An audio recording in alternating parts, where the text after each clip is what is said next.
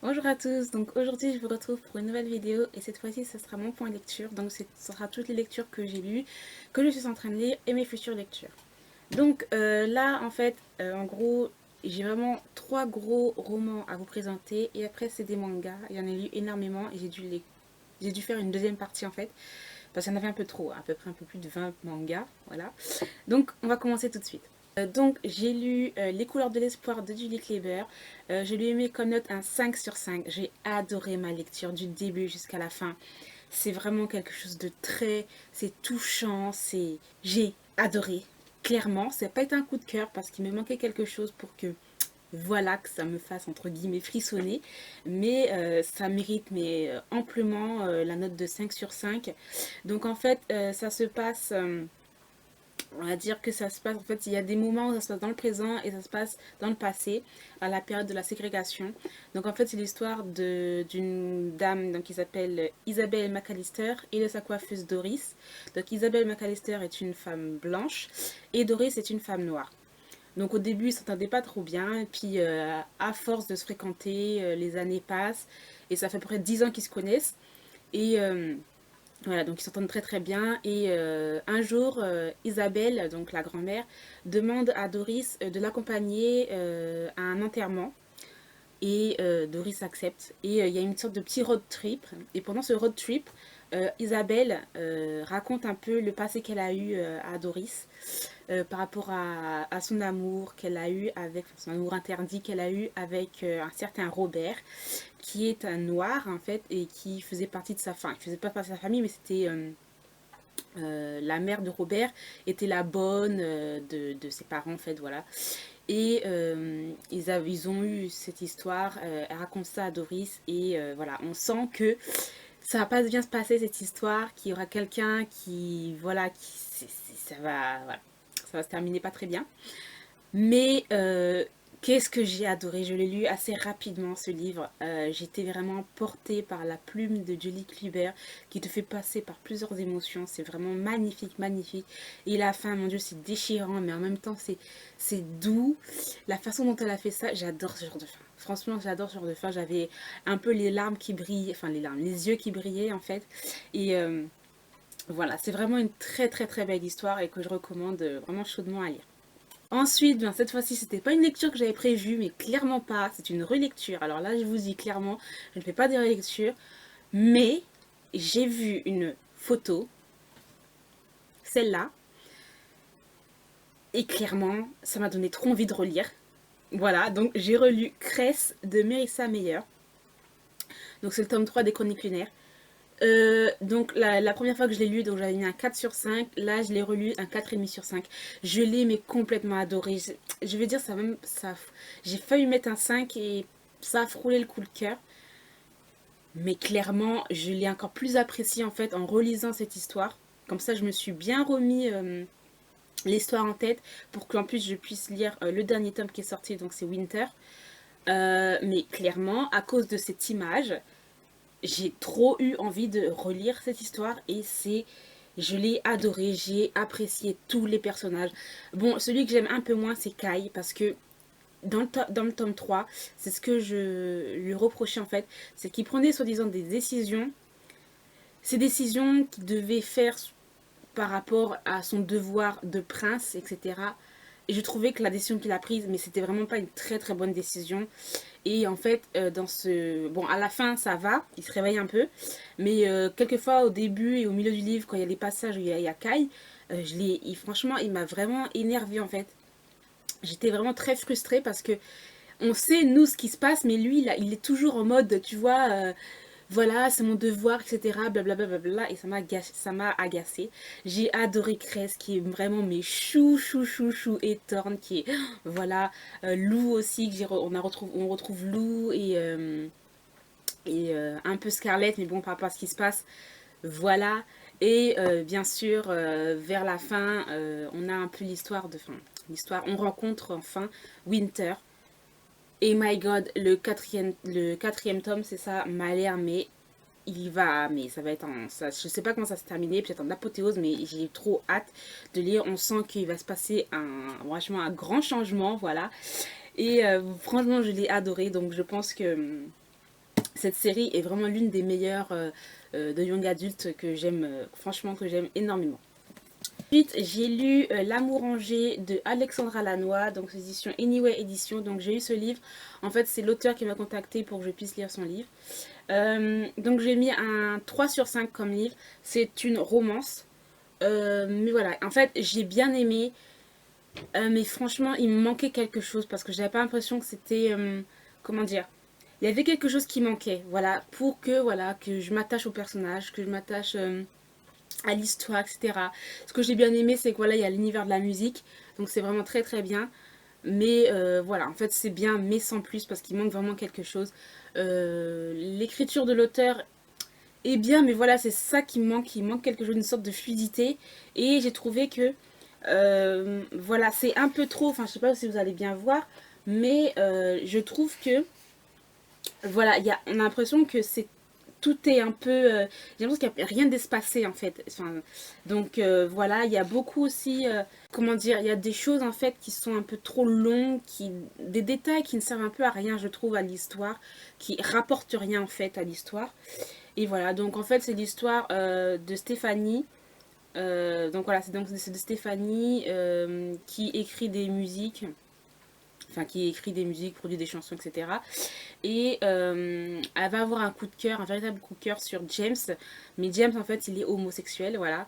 Et elle va essayer, enfin voilà, elle va essayer de faire des rapprochements, etc. Et je peux pas vous dire, voilà, hein, mais voilà. Et ensuite, il va y avoir une autre personne qui va arriver, donc c'est, comment il s'appelle, Greg, voilà. Euh, Greg, avec qui elle va travailler parce qu'elle va devoir composer sa musique. Et Greg, lui, il a carrément un gros coup de cœur sur elle et il va vouloir tout faire pour la voir, quoi. Et voilà, donc en fait, c'est une sorte de en fait, c'est une sorte de triangle amoureux. Mais voilà, on sent quand même qu'il y a une nette préférence. J'avais une nette préférence quand même pour James, donc qui est le gay en fait. Voilà, j'avais une petite préférence pour lui. Mais voilà, donc après, bon, la fin, c'est un happy ending, comme toutes les romances, donc ça, voilà. Mais clairement, c'est pas non plus la romance du siècle, en fait. Donc voilà, c'est très bien, mais sans plus. Je dirais que on pourrait lire ce livre, voilà, en été, c'est assez frais, mais voilà, ça va pas te marquer, en fait. Donc voilà. Ensuite, je vais passer maintenant au manga. Donc j'ai lu le tome 3 de Davis Line de Rio Hanada aux éditions Kana Collection Big. J'ai adoré ce troisième tome là. Je lui ai mis carrément un 4 sur 5. J'ai tellement adoré l'intrigue. L'intrigue change, mais j'étais complètement prise par l'intrigue. Donc je peux pas vraiment vous parler parce que c'est tome 3. Voilà. Là, il va y avoir beaucoup de suites de manga, donc je ne peux pas trop parler parce que sinon ça va spoiler pour les personnes qui n'ont pas lu ce manga. Mais clairement, je l'ai vraiment beaucoup plus apprécié par rapport au tome 2 parce que je trouvais qu'il y avait l'intrigue. Il y avait une intrigue mais qui n'était pas exploitée. Et là, clairement, c'est vraiment que du bonheur. On a de l'action. J'adore. J'ai hâte de lire le quatrième tome. Je crois que je l'ai acheté. Oui, je l'ai acheté, le truc, et je me souviens carrément pas. Mais je l'ai acheté et j'ai complètement hâte de lire le quatrième tome. Ensuite, j'ai lu le tome 3 et le tome 4 de Six Half de Rikako Ikitani aux éditions Delcourt. Donc, je lui ai mis pour ces deux tomes un 3 sur 5. Voilà, c'est toujours l'histoire d'une fille qui a perdu la mémoire et qui essaye de reprendre sa vie. Mais voilà, il y a des bribes de mémoire qui reviennent. Et c'est pas vraiment la fille qu'elle était. Voilà, on a une sorte d'histoire un peu interdite, mais on sait pas trop, voilà. Et à la fin du tome 4, on a une petite révélation qui peut être intéressante pour la suite. Mais je trouve que c'est moyen en fait. Je m'attendais à autre chose.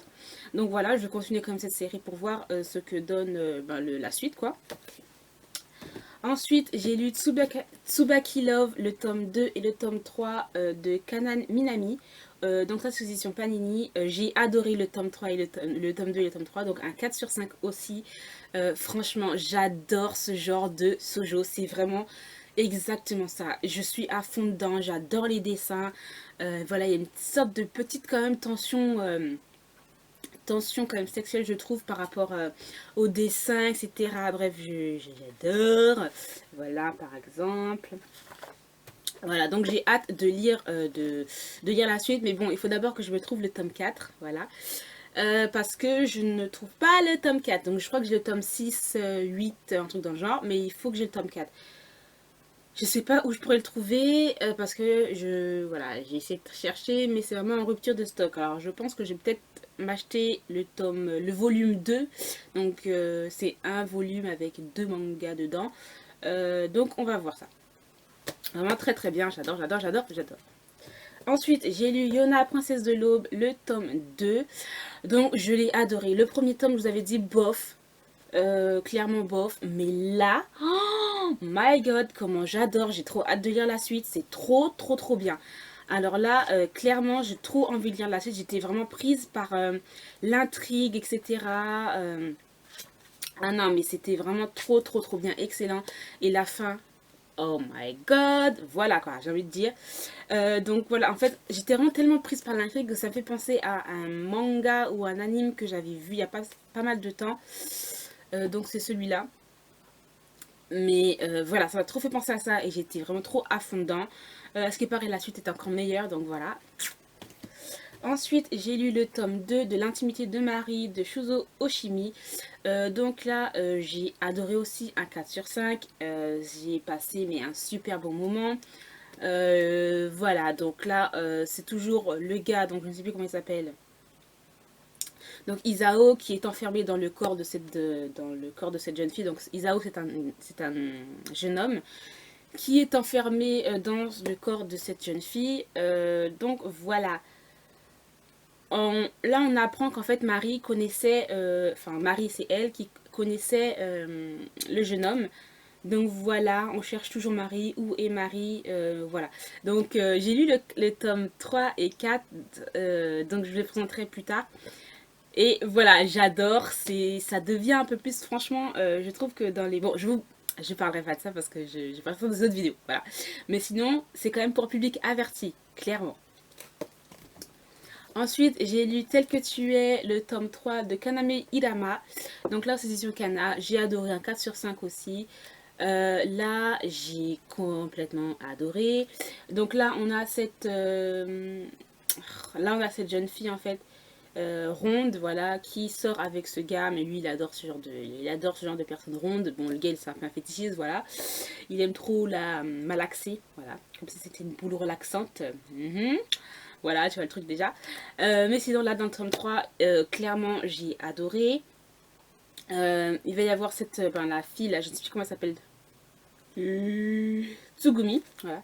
Il va y avoir Tsugumi en fait qui va vouloir mettre un petit peu une distance parce qu'en fait ils vont changer de... C'est une nouvelle année parce qu'elle elle est plus âgée que lui et elle veut que lui se fasse un peu plus d'amis, qu'il reste moins avec elle, etc. Et elle va arrêter en fait, elle va se dire voilà on va arrêter de se voir tout le temps après les cours, essayer de se faire des amis, etc. Donc voilà, il va y avoir une sorte de petite distance qui va arriver. Mais voilà, lui va le faire exprès en fait de pas trop la voir pour que voilà qu'elle soit en manque, ouais, tout un truc. Donc j'adore toujours autant. Ce que j'aime beaucoup en fait c'est la communication qu'il y a entre les deux personnages. Donc il n'y a pas trop de quiproquos comme dans les shoujo d'habitude. Donc voilà, hâte de lire le tome 4. Et je crois que ça se termine en 5 tomes en plus, donc ça c'est cool. Ensuite j'ai lu le tome 2 et le tome 3 de Plus question de fuir de Kazumi Kazui aux éditions Soleil Manga. Donc c'est un manga que j'adore, mais clairement c'est un josei. Mais là j'ai adoré, je vais continuer cette série. Je peux pas encore en parler, je peux pas vous en parler plus puisque c'est le tome 2 tome 3. Donc c'est ça le problème avec les suites de séries. Mais clairement les dessins c'était pas pour moi. Je vais vous montrer par exemple. Je trouvais qu'en fait il manquait par exemple des parties de visage. Par exemple voilà.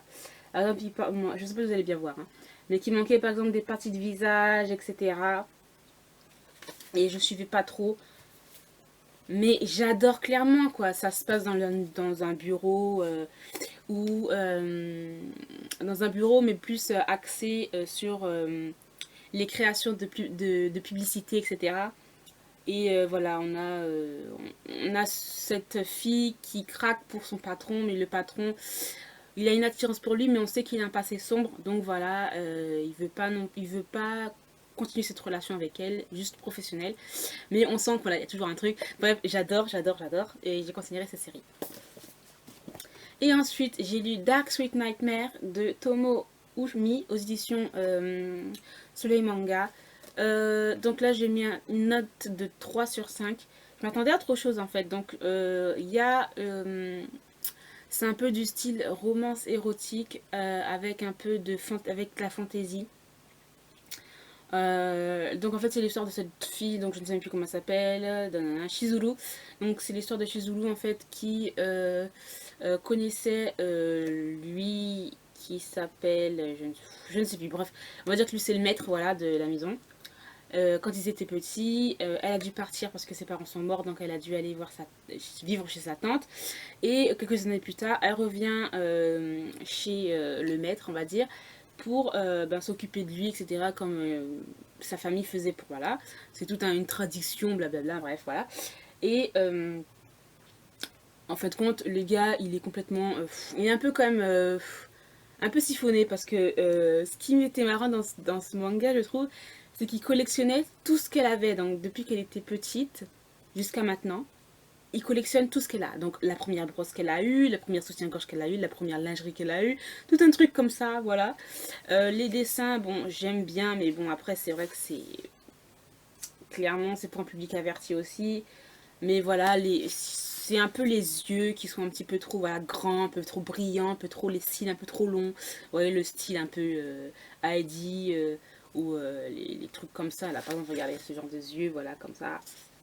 Voilà, bon, j'aime bien cet auteur, mais je pense pas que je vais continuer cette série. Elle est bof, en fait. Voilà. Donc, voilà. Ensuite, ce que je suis en train de lire. Donc, je suis en train de lire Insanity de Cameron Jace. Je suis à... Bon, il n'y a pas de page, mais je suis à la page, au chapitre 14. Et j'aime énormément. Clairement, j'adore. Je vous en parlerai bientôt dans une nouvelle vidéo.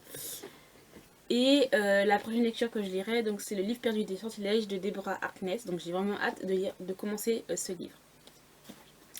Donc voilà, j'espère que cette vidéo vous aura plu. Je vous dis à très bientôt et je vous souhaite de très bonnes lectures. Bye!